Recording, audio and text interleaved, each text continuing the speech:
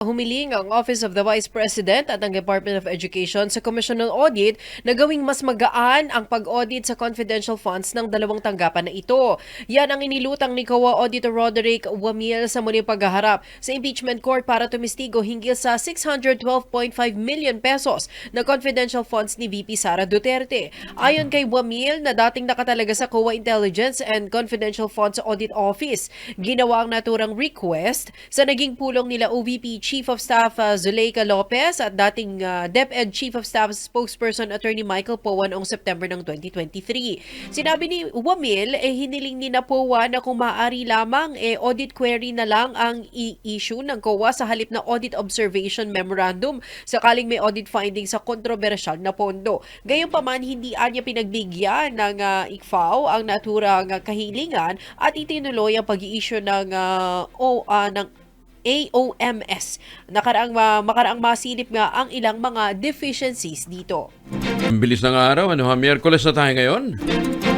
Ngayon po ay Wednesday, August 5, 2026. Sa ulo ng ating mga balita, mga tauhan ng Office of the Vice President at DepEd, humirit na ibaba ang bigat ng audit finding ayon sa isang testigo mula sa COA. Ang OVP naman noong 2014 nakatanggap din ng confidential funds ayon kay Michael Poa. Meralco may dagdag singil sa kuryente sa kabila ng 9.5 billion pesos na refund. Parang binabawi lang agad, partner. Alam mo, parang hindi ko maintindihan. Ang ERC ba galit sa presidente? Di ba? Di ba inutos yan ng SONA, partner? Oh, sabi niya, pababain yung tanggalin na yung systems loss. Tapos kahapon, nag-announce naman ng ERC, tataas yung pit-all. Balik pato lang, partner. Ang DOJ naman at ang NBI, blanco pa sa umanay pagkakaaresto kay Senator Bato de la Rosa. Mag-ina pinagbabaril sa labas ng isang hotel sa Makati City, isang patay. Signal number 1 naman nakataas sa ilang lugar sa bansa dahil sa bagyong Maymay. Kami po ang inyong mga tagapaghatid balita. Cheska San Diego, Bobadilla. At Kuya Angel Angelo Palmones. Sa detalye, lumakas pa bilang tropical storm ang bagyong Maymay. Sa pinakahuling buletin ng Pag-asa, namataan ang bagyo sa layong 170 kilometro sa kanluran ng Bacnotan, La Union. Taglay nito ang lakas na hangin umabot ng 65 kilometro bawat oras malapit sa gitna. Ang pagbugso nito ay umaabot naman ng 80 kilometro bawat oras, mabagal na kumikilos sa direksyong Timog Silangan. 6 na lugar ngayon ang nasa ilalim ng signal number 2. Kabilang na dito ang central at southern portions ng Ilocos Sur, northwestern portion ng Pangasinan, southwestern portion ng Abra, northern at central portion ng La Union, western portion ng Mountain Province at northwestern portion ng Benguet. Nako, itong mga probinsyang ito nagpo-produce ng gulay. Signal number 1 naman sa Ilocos Norte, nalalabing bahagi ng Ilocos Sur, rest of La Union, rest of Pangasinan, Apayao, rest of Abra, Kalinga, Mountain Province, Ifugao, rest of Benguet, Cagayan, Isabela, Quirino, Nueva Vizcaya, northern portion ng Zambales, northern portion ng Tarlac, northern portion ng Nueva Ecija at northern portion ng Aurora. Naimbag na bigat ka na kayo amin sa mga suki natin dyan po sa norte. Ayon sa Pag-asa, posibleng maglandfall ang bagyo sa Ilocos Sur o La Union mamayang hapon o gabi, bago humina bilang tropical depression bukas ng umaga at maging LPA naman sa bandang hapon o gabi bukas. Kasama na natin si Benny Estareja mula sa Pag-asa. Benny, good morning! Good morning po, Sir Angelo and Ma'am Cheska. Sa ngayon po, itong si Bagyong Maymay ay lumakas pa bilang tropical storm as of 2 in the morning. Huling namataan ng bagyo, 170 kilometers west-northwest of Bacnotan, La Union, taglay ang hangin na 65 kilometers per hour malapit sa gitna, pagbugso hanggang 80 kph at mabagal na kumikilos patimog silangan. So base po sa latest stock ng Pag-asa, generally eastward pa rin po yung kanyang pagkilos ng mabagal. Kaya naman, posible itong maglandfall dito sa may parting Ilocos Sur or La Union mamayang gabi or bukas po ng madaling araw. Bakit siya mabagal? Bakit siya mabagal, Benny? Dahil ang general movement po talaga niya, parang nagkakaroon na siya ng unti-unti interaction po dito kay Bagyong Dolphin. So ang general movement talaga niya dapat po is westward, pero yun nga, habang lumalapit po si Bagyong Dolphin, nagkakaroon sila ng interaction. Ano yun, nagtutulakan sila o naghihilahan? Somehow po naghihilahan po sila. Naghihilahan? Naku, baka lalong lumakas si Dolphin. Bali, based naman po sa ating assessment, dahil ito ay magla-landfall nga or magkakaroon ng pagtama sa lupa ng Northern Luzon, then may chance po na humina din agad ito pagtama po sa Ilocos region. Kaya lang si Dolphin lumalakas, di ba? Si Dolphin naman po ay patuloy pa rin nananatiling malakas po no, at 155 kilometers per hour at malapit na dun sa ating northeastern boundary po ng PAR. Ano yun? May chance silang magsabay? Hindi naman. Bali dun sa ating latest track po is maliit yung chance na ito ay papasok po ng PAR.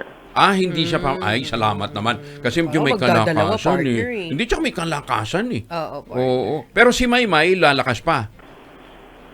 Hindi po siya ine-expect na lalakas pa bilang isang severe storm or typhoon. Ito na yung peak niya, kumbaga, within 24 hours, yung tropical storm category. Okay. Mabuti naman. Pero as we speak, Ben, nasaan banda si Maymay? Nasa may West Philippines Sea po siya, sa kanluran po ng La Union. Okay. And yung unti-unti niyang paglapit sa kalupaan, mangyayari po yan maya-maya. Ganun? Oo. So, itong mga area na ito, talagang inaasahan natin na sa may bandang La Union, lalakas ang ulan dyan. Yes, hindi lang La Union, kundi itong mga nearby areas po. Yung mga may wind signals natin, gaya ng Pangasinan, basically halos buong Ilocos region, Cordillera, and then Cagayan Valley. Yan po yung mga lugar na may wind signals tayo. Naku, ilang araw na wala silang pasok dun. Lunes yata, wala na silang pasok. Madadagdagan pa, partner. Oo, pero hanggang kailan siya, Sir Benny? Hanggang bukas po, makakaranas pa rin ng direktang effect from this weather disturbance, and then hanggang sa weekend po, habagat na yung makaka-apekto. May nakataas na gale warning? Meron tayong gale warning po dito sa baybayin po ng Ilocos Sur at La Union and Pangasinan. Okay. Alas 2 yan, di ba? Anong susunod nating weather bulletin? 3 hourly po tayo, so 8 a.m. yung next. Mga 8 a.m. Sige, tawag na lang kami uli para ma-advisean din natin yung ating mga kababayan kaugnay ng actual location ng bagyo. In the meantime, Sir Benny, maraming salamat. Ingat. Salamat din po at ingat. Si Benny Estrella mula po naman sa Pag-asa. Irregular at hindi naaayon ang hirit ng mga tauhan ng ni Vice President Sara Duterte sa Commission on Audit na maghinay-hinay o palawagin ang mahakbang nito sa pag-audit ng confidential fund. Reaksyon nito ni House Prosecutor Congressman Terry Redon na naging pahayag ni Co-Auditor Roderick Wamil na nakipagpulong umano sa kanya noon sina OVP Chief of Staff Zulaika Lopez at dating Deputy Chief of Staff at Spokesperson Attorney Michael Poa noong September ng 2023. At sinabi ni Wamil, humiling sina Lopez at COA na mag-issue ng less formal na audit query sa halip na audit observation memorandum oras na may masilip na deficiency sa confidential fund ng dalawang tanggapan na nasa ilalim ng pamumuno ni BP Inday Sara.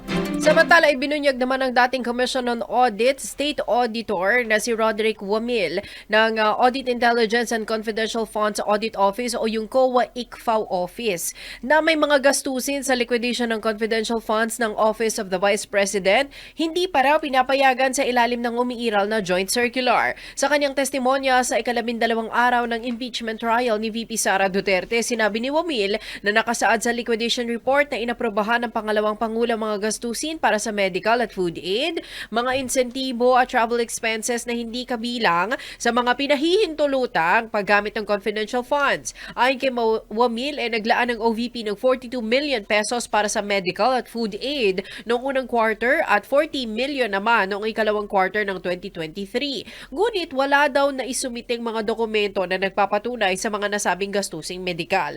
Dagdag pa niya, wala ring mga resibo na isinumite para sa 10 million pesos na travel expenses sa una at ikalawang quarter ng nasabing taon. Una-unang accomplishment report, meron din po silang line items for provision of medical and food aid at payments of incentive or traveling relative to the confidential operations na hindi po among the allowable confidential expenses under item 4.8 of the Joint Circular 2015-01. Sinabi mo na meron nakalagay dyan, medicines. Bakit sinabi mo na bawal o hindi allowed ito Dahil sa joint circular? hindi po siya kasama dun sa exclusive list of allowable confidential expenses under item 4.8 po. Umalma ang defense team ni Vice President Sara Duterte sa pahayag ng House Prosecution Council na si Attorney Lorna Capunan na scam ang ginawang paggastos ng Office of the Vice President at DepEd sa kanilang confidential fund. Ayon kay POA, mischaracterization ang naturang pahayag ni Capunan lalo't Audit Observation Memorandum o OAM o AOM pa lamang ang tinatalakay sa nagpapatuloy na paglilitis. Giniit ni Attorney Poa, batid niya kung ano ang gustong mangyari ni Attorney Capunan at bilang abogado, naiintindihan niya ito. Sa katunayan niya ay nilapitan niya si Capunan matapos ang pahayag nito at sinabing nananatiling mataas ang kanyang respeto sa veteranong abogada. Yan ba yung pina-off the record part? Yes, oo. And hindi split, remove from the record. Oo. Oo. Pinapaalis, partner. Oo, pinapatanggal. Oo. Samantala, hindi lamang daw naman kasi si VP Sara Duterte ang tanging vice-presidente ng bansa na nakatanggap ng confidential funds. Yan ang binigyan diin ng depensa sa nagpapatuloy na impeachment trial kahapon. Sa pagkikwestiyon ng depensa kay Commission on Audit Auditor Roderick Wamil, ipirinisinta ni Defense Counsel Attorney Michael Poa ang isang special allotment release order mula sa Department of Budget and Management o DBM na may petsang December 22 ng 2014 pa para i-cover ang confidential activities ng nasabing taon. Kinumpirma ni Wamil ang nasabing dokumento at giniit na hindi pa si Duterte ang vice-presidente noong panahon na yun. Sinabi ni Poa, makikita sa document na yan na maging ang OVP noong 2014, mayroon ang confidential funds taliwas sa naunang pahayag ni Wamil. Matatanda ang sinabi ni Wamil sa kanyang unang beses na pagharap sa impeachment court na si VP Sara lamang ang tanging vice-presidente na nagbigay ng alokasyon para sa confidential funds mula nang maupo ito bilang COA Intelligence and Confidential Funds Audit Office State Auditor noong 2014. Ganda ng pagkakalatag eh. Kasi nga naman, nung unang pagharap ni Wamil, ang sinasabi niya, bukod tangi, si BP Sara Inday na may ang confidential and intelligence fund. Oo. May nakakalkal sila, may partner. nakalkal eh.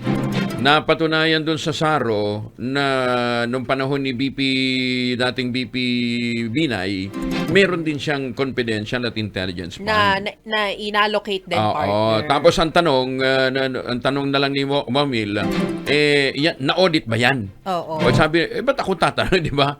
Wala pa ako niyan 2014 dyan. Hindi, ibig sabihin, nandun na siya. Ay, correct. Nandun na oo. siya. Oo. Kaya nga, Okay, kina-counter nila na bakit sinabi mo katangi-tangi si VP Inday Sara. Oo, tapos nung tinatanong nung nung mabuking na, inamin niya tama. Sabi niya, ang tanong niya na lang is na-audit ba yan? Sabi niya, ba't ako tatanungin, di ba? Kayo yung yan ang COA. tanong. Yan ang tanong. Humingi naman ang paumanhin si Defense Counsel Attorney Michael Poa sa kampo ng dating Vice Presidente na si Jejomar Binay. Ito'y makarambang ni Poa sa impeachment trial na meron ding confidential fund ang Office of the Vice President noong 2014. Ayon kay Attorney Poa, sinadya niyang huwag direktang pangalanan si Binay dahil wala siyang intensyong makaladkad ang pangalan nito sa nagpapatuloy na paglilitis kay BP Inday Sara. Igiit ng abogado, kailangan lamang niyang linawin na hindi lamang si BP Inday Sara ang nag-iisang vice-presidente ng bansa na nakatanggap ng confidential fund. Taliwas sa naunang pahayag nga ng COA auditor na si Roderick Wamil. 7:23 partner ang oras sa buong Pilipinas. Break time muna tayo at babalikan natin yung sinasabing scam, partner. Ginawa pa yan ng DZRH na word of the day, partner, kanina.